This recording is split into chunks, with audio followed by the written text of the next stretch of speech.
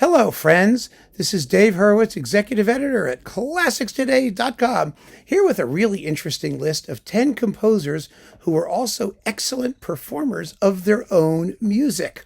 Oh, hang on a second. Hi, honey. I think we have a cat emergency. Come here. Come here. Come here. Come here. Come say hi. All right, everyone. Here's Mildred. Mildred, who usually hates being picked up. Come on. Oh, I know. She wants to play fetch. And there's your toy. You see it right now, don't you? Okay, so let me put you down, and we'll do that. Here you go. Here is the object of devotion. It's one of these little plastic springy things. It's fascinating, actually, because Finster uses little mylar, scrunchy balls, and Mildred uses these, and they do not touch each other's toys. Not a bit. They have no interest in each other's stuff. Fascinating. It really is. You ready? Go get it. Okay, there we go. She'll be back in about 2 seconds. But when she sees me talking to you, she kind of settles down till I'm done. So, 10 composers who were excellent performers of their own music. This is really an interesting topic because, some performers really are, composers really are excellent performers. Some of them are excellent performers of other people's music. Some of them aren't terribly interested in performing their own music, like Richard Strauss, for example, who was just a very disinterested conductor of his own music. He was useful for things like tempos and whatnot, but was he great? No. Stravinsky? Well, he wasn't really all that great either. He had his moments. He had his moments. There were some recordings he made of his own stuff that were very good, particularly the cooler neoclassical things. But the early ballets and stuff, oh, goodness, no, really not so much. Aaron Copland, who we just talked about, there's a big box of Aaron Copland out there. He was a decent conductor of his own music. He really was. He was okay. And he got better, like most people. Once you learn, you improve. But was he an amazing interpreter of his own music? Well, no, not really. Then, of course, there are the contemporary people who play their own music because nobody else wants to, or nobody else knows how to. And then people like, people like Pierre Boulez, who obviously was a great conductor generally, and he certainly was a great conductor of his own music. It's just that nobody's terribly interested in his own music. Who are we kidding? And I know people are going to say, wow, you're wrong. Oh, Boulez, I listen to him all the time. He's one of my 4 basic food groups. He's amazing. He's great. Okay, fine. Have it your way if you want. He's not on this list because, yes, he was probably a great conductor of his own music, but who cares? That's basically my position on that. So let's talk about 10 composers who are also great performers of their own music, whose music you actually want to listen to. The majority of people, normal people, want to listen to. And then we'll take it from there. First, George Lloyd. Yeah, we've just been talking about George Lloyd because all of his symphonies are getting reissued here on Lyrita. I just did a review of this wonderful box, and the concertos and the choral works. Hopefully. He had the great good fortune later in his life of being able to conduct his symphonies, both with the BBC and with the Albany Symphony, and they were released on the Albany label and on Conifer, and thank God. And he was really, really good at doing his own music. He was actually very good at doing other music, too. He was a good conductor, a fine musician. So this is really kind of amazing. He's one of the best conductors of his own music, for sure, of anyone on this list. But I'm not going to spend a lot of time on it because we're going to be talking about these works. We're going to give them a real push because they deserve to be popular. They deserve to be listened to. He certainly deserves to be on the list. Next, Witold Lutosławski, the great Polish conductor.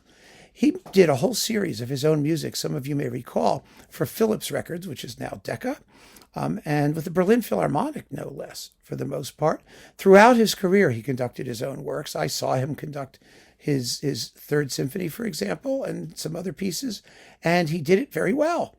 He really gave beautiful performances of his own music. Now, this is not music which is I wouldn't say tricky, because it is. It's very intricate. It's contemporary and often atonal and whatnot. But it doesn't require the romantic sort of arsenal of interpretive effects.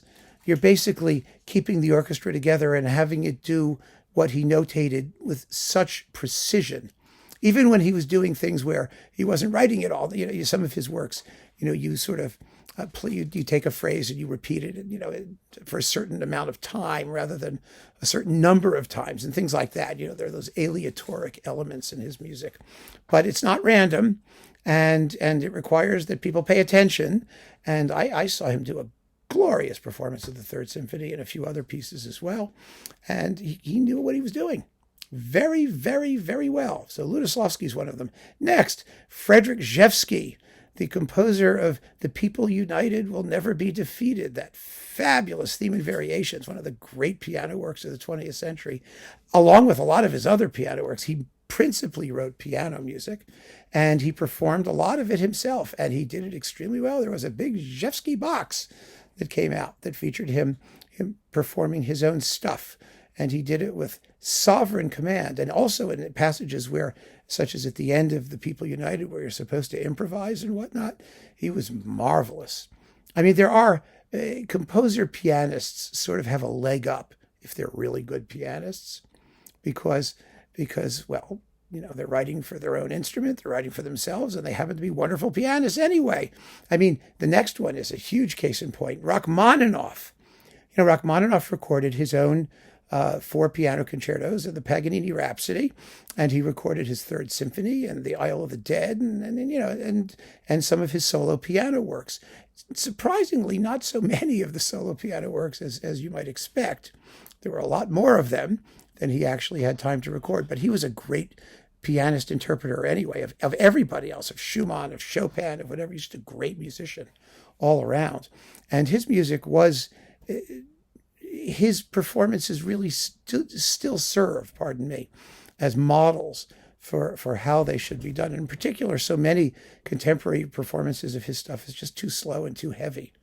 But he had the chops and the hands, the huge hands, to be able to play, big, fat, juicy chords with the requisite lightness and balancing of texture and awareness of the relationship between treble and bass. And it's just marvelous. Even in those dim old recordings, you can hear him doing the right thing there. Absolutely. And then, how about a real contemporary guy, another composer pianist, William Bolcom, who can do anything. He can play the piano, he can conduct. Bolcom is one of those American composers who gets a certain amount of attention at various points, who deserves far more serious attention than he receives. Naxos has recorded a good bit of his stuff, thank God. It's absolutely splendid. And his piano rags, the most recent thing that Marc-André Hamelin recorded fabulously, and Bolcom did them too, also fabulously. Really a tremendous performing composer. Especially as a pianist. He's absolutely first class. His music is wonderful and eclectic and fun, and it deserves just a much, much wider audience than it gets. And he is a tremendous advocate for it. He really is. Terrific stuff. And I really felt that, it's time he got a little extra mention and people started to show him some love, because he deserves it. He really deserves it. He's a gifted musician. Next, Esa-Pekka Salonen. Now, of course, he's known as a conductor, not a composer, but he wants to be a composer, and he's written quite a bit of music as a composer, and it's really pretty good. It's in that contemporary sort of texture sound block style, but because he's such a great conductor, he conducts it splendidly. I would rather have him as my example of a great conductor / composer than Pierre Boulez, frankly. Because first of all, I think Salonen could conduct Boulez as well as Boulez, whereas I don't know if Boulez would do as good Salonen. Whatever it means. I'm just saying. I mean, for that style, for a sort of really modern avant-garde kind of guy, Lutosławski was too, I guess. But I really think that Esa-Pekka Salonen is the wonderful living exemplar of a really fine, serious composer who writes colorful and interesting orchestral works, and conducts them absolutely amazingly, because he is an amazing conductor. Now, here's one that some of you may not have thought of too often, Morton Gould. Now, Morton Gould had his own orchestra. the Morton Gould Symphony Orchestra, and he conducted all kinds of things by other people. He did Nielsen symphonies, he did Charles Ives, but he also did his own music, and he did his own music fabulously well, as you might expect. And his music is also good stuff. He's a composer. He's generally treated as a composer of light music because of the Latin American symphonets. Pardon me. I mean, I've got Cat coming by. Get ready. What are you doing? What are you doing, Mildred? That's a good girl. Yeah, she got smart because she knew I was going to grab her. But Morton Gould wrote a tremendous amount of fine music. He wrote symphonies. He wrote those wonderful suites about all kinds of things, the Latin American symphonets, the light music. He's known really as a light music composer, but there's much more than that. The spirituals for orchestra and all, just all kinds of fun stuff by Morton Gould, his band symphony and other things. And he conducts it all fabulously. He was a terrific conductor. And after Morton Gould, well, we've also got another one who actually we just lost. He's amazing. Nikolai Kapustin. Now, Kapustin was principally a keyboardist. Most of his music involves the piano in some form or another. But he wrote concertos and he wrote orchestral works, type. He was an amazing pianist because his music is unbelievably virtuosic and difficult. Only the best of the best are successfully taking on some of his works. And, some of them are in jazz style. All of his music is kind of in jazz style, but it's not improvised in any way. As he always said, it's not jazz because everything is notated. Everything is notated. And if it doesn't have any improvisational freedom in it, then it isn't jazz. But he plays it like it has improvisational freedom. And he really, really smokes performing his own works. His piano sonatas and the jazz preludes and these other pieces that he wrote, they're just tremendous. And we have some recordings of him doing his own music, but happily others are doing it as well. And as well meaning also, but also as well as he played it, which is quite something. It's really saying something. And then, of course, there are the two biggies. The first, Benjamin Britten. Britten could do everything. He was an excellent pianist, an excellent accompanist in Schubert songs, for example, and other pieces. In his piano duet stuff with Sviatoslav Richter, but he was also a remarkably fine conductor of his own music. He was a somewhat cool conductor of his own music. Most composers are. It's very interesting when composers play their own music, even if it's ostensibly very expressive or romantic. Even composers like William Walton, who was a pretty hot and heavy romantic kind of guy, they generally take a swift and objective kind of approach. They want to hear what's on the page. And Britten was like that. He really was. But he had the great advantage of being backed by Decca throughout his career, and he had the opportunity to record virtually his complete works.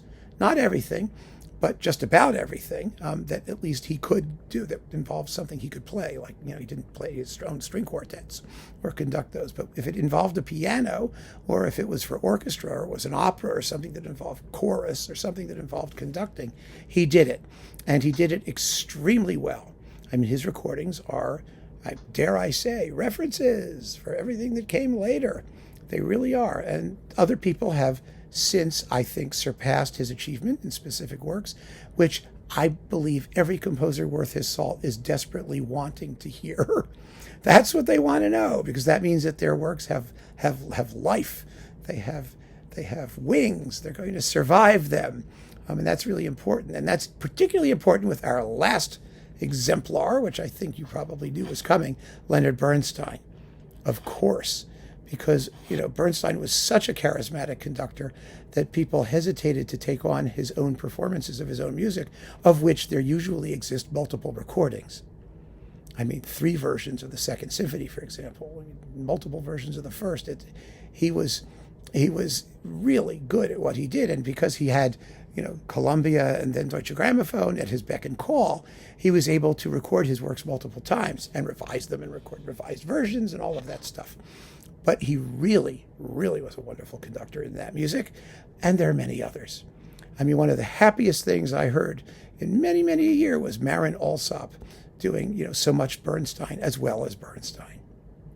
And it just goes to show, once again, as with Britten, that these are works that, despite their association with the conductor's own performances, they were written to be played and heard beyond the lifetime and beyond the capabilities of the composer himself. And that is a very, very big deal. I think the Bernstein people should be very happy that his music seems to be doing quite well out there in the world at large. And it deserves to, because it's really, a lot of it is excellent music. A lot of it is. Some of it isn't as good as other stuff. I understand. Nobody's perfect. Nobody's always fabulous all the time. But he wrote wonderful, wonderful pieces. He wanted to be known as a composer, probably more than as a conductor. That was where his creative heart was. And I think that subsequent history is showing that however amazing he was in his own music, he was right to feel that his music did have, qualities that will permit it to endure. So there you have it, my friends, 10 composers who were excellent performers of their own music. And there are, of course, many others, and you may toss a few more in the pot just to keep things interesting. But keep on listening either way. Thank you for joining me, and take care.